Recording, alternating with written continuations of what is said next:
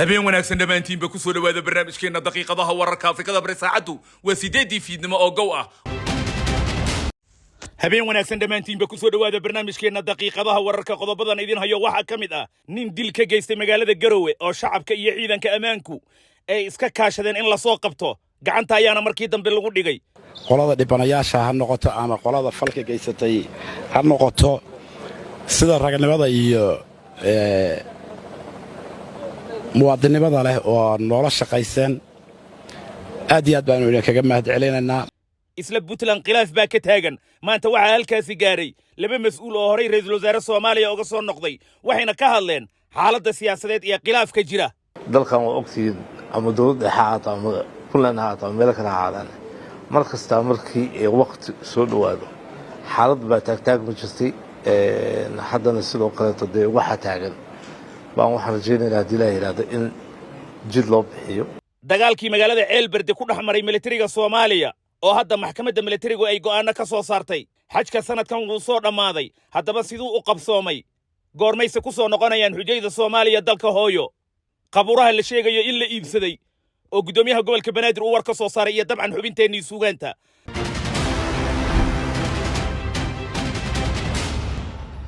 aan ku bilaabeen nin dil ka geystay magaalada Garowe caasimadda dawlad goboleedka Puntland ayaa waxa iska kaashaday qabashadiisa shacabka magaalada iyo ciidanka booliska gacanta ayaana markii dambe lagu soo dhigay aniga taliyaha qaybta waa cusubnahay waxaynu kugu mahadcelinaynaa labadina dhinacba sida noola shaqayseen oo dadnimada leh qolada dhibanayaasha ha noqoto ama qolada falka geysatay ha noqoto sida raganimada iyo muwaadinimada leh oo noola shaqayseen aad iyo aad baan kaga mahadcelinaynaa marxuunkana wayna kaga tacsiyanaynaa tacsida ina hormaraya ahayd oo waa warka iga boobay iga raali lahaada samir yimaan inagoo ilaahay ayna ka siiyo wayna ka wada baxay waa wiil dhalinyaro abu ahaa dadkeenna reer Garowe muwaadina inagoo dhammayna ka wada baxay caawa qabiil ma leh haybna ma leh waa nin muslim oo dhintay asagana allah u naxariisto intii uu caayiladahaydna samir iyo iimaan allah ka siiyo xaajadana gogol iyo wada fadhi wixii dameeto labada family kolle waa iskugu imaanayaan annaga ballanqaadkayga aanu ballan qaadnay 3 casho ka hor goortaan xilka la wareegnay tanoo kale horay umaysa dhici jirin ballanqaadka aanu ballan qaadnayba ka mid tahay inaanu qofkii fal geystaanu meel uga harin hadda kuwa kale tan noo maqan oo aanu Itoobiya dhexdeeda aanu ka soo qabanayno hadii Ilaahay yiraahdo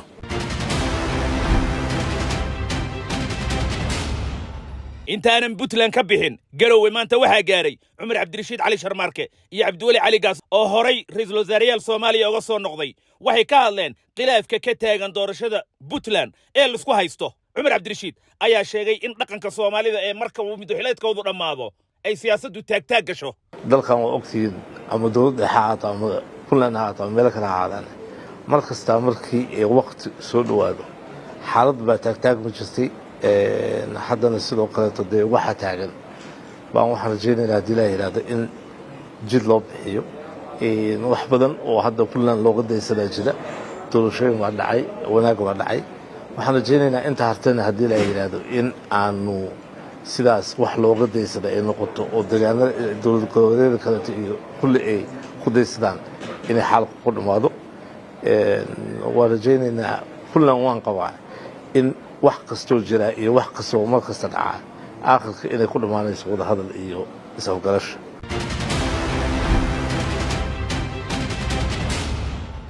waa hagaag dhacdadii dhawaan ka dhacday magaalada Ceelberde ee gobolka Bakool ayaa maxkamadda militarigu ay war ka soo saartay dhacdadan waxay ahayd kadib markay isku dhaceen ciidan dawladda ka wada tirsan dadna iska laayeen baaris dheer oo aan sameynay kadib si hordhaca waxaan ka diyaarinay gal dacwadeed kaasoo dhammaan ay ku xusan yihiin qasaarihii ka dhashay dhimasho iyo dhaawac ahaa iyo burbur hanti wixii ka dhacay arrintaas ay sababtay baaris kadib waxaan rabaa inaan la wadaago maanta taliska ciidanka halkan ku yaala iyo maamulka degmada iyo dhammaan ciidamada qalabka sida in arrintii shaqaaqada ee halkan ka dhacday 14kii ay dhamaatay ciidamadana la isku dhafay amnigana ay ka shaqeeyaan cadawgoodana uu yahay shabaab aan ayagu cadaawa ka dhaxaynin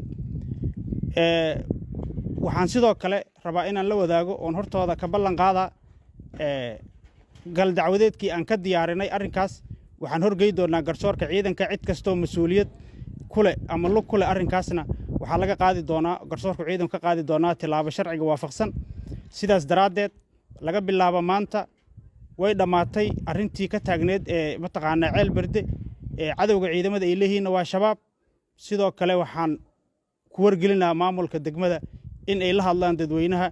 una sheegaan inay ciidamada amniga kala shaqeeyaan xaalkuna degan yahay ganacsigoodana dib u furtaan dadkii ku barakacay magaalada ka bannaanka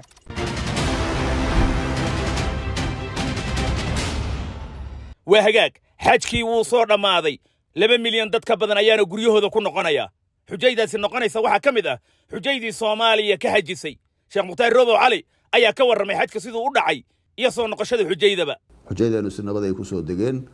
ilaahay mahadiisa daalo waxaan ku ballanay noo sheegeen markii hore 22 maalmood inay xujayda dhammaan ku soo rari doonaan laakiin ilaahay mahadiisa 17 maalmood ayay dhammaan xujayda ku keeneen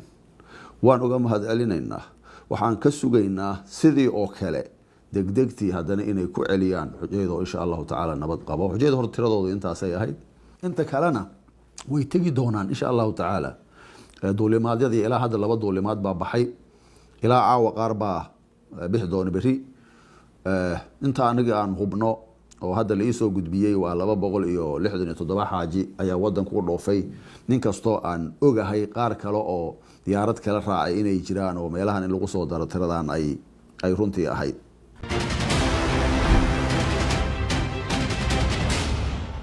waa hagaag daqiiqadii wararka baahinteennii fiidnimo ayaan weli bartanka kaga jirnaa xubinteennii suugaanta ayaa soo socota balse sheeko xiise leh aadna loola yaaba ayaa muqdisho ka socotay ilaa shalay waa qabuuro la sheegay in dib loo iibsanayo arrintan oo aad dadku ay ula yaabeen ayaa hadda waxaa ka hadlay guddoomiyaha gobolka Banaadir waxaa nasiib darro ah maanta waxaan arki jirnay dad nooloo la barakicinayo barakacayo ee dad intoo la barakicinayo arki ma jirin waxay joogtaa maanta in dadkii meydkaayna la barakicinayo waxaan halkan u joogaa maanta anigoo ah duqi magaalada Muqdisho sababtay keentana ay tahay markaan aragna qubuuro la barakicinayo meyd la barakicinayo ala kulli xaal ciddii shala waqaftay ogaalay ku waqaftay ciddii dhiibtay ogaalay ku dhiibtay maanta inay tiraahdo dhulkaygiyaan dib ula laabanayaa suuragal maaha dhulkaani waa qubuuro inta qubuuraha ana waxaanu soo diri doonaa waaxda dhulka naqshaday ka samaynayaan iyo maamulka deegaanka kadibna reer Macal Nuuraan ka codsan doonaa inay dirbi ku wareejiyaan qabri la qodi karaa ma jiriyo qubuurana sideedaba dawladda mas'uulka ah dawladda mas'uuliyadeeda ay fuulaysaa haddii mas'uuliyadaas ay dayacantana dawladdood dayacday u ekaanaysaa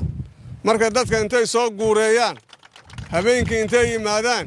qubuuraha fogaayo ee meydadka la qaxaayo waxaan leenahay meydadkiina hala qaxina ciddii in kugu timaado idin tiraahdo meydkan qabriga kala bax qofkii tiraadana dawladda hoose waaxda cabashada ay leedahay loo soo gudbiyo sidaan hadda u nimadan soo dul istaagaynaa ciddii aan ka aragna ama aan ku qabannana xabsigaa la geynayaa waa hagaag haatanna ku soo dhawaada xubinteennii suugaanta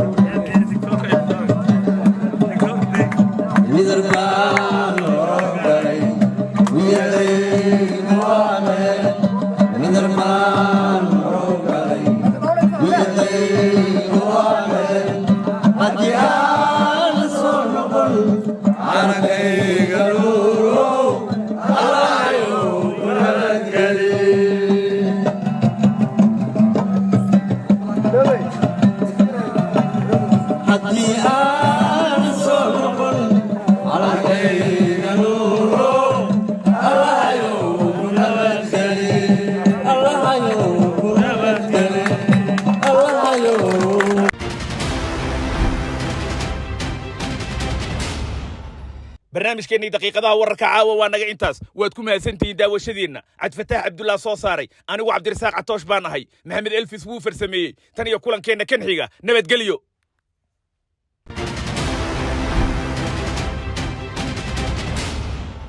faa'iidooyinka adeega iibesa send money dirista lacagaha withdraw money qabixidda lacagaha airtime top up ku shubashada xirmooyinka ku hadalka iibesa bay lacag bixinta ama tukaamaysiga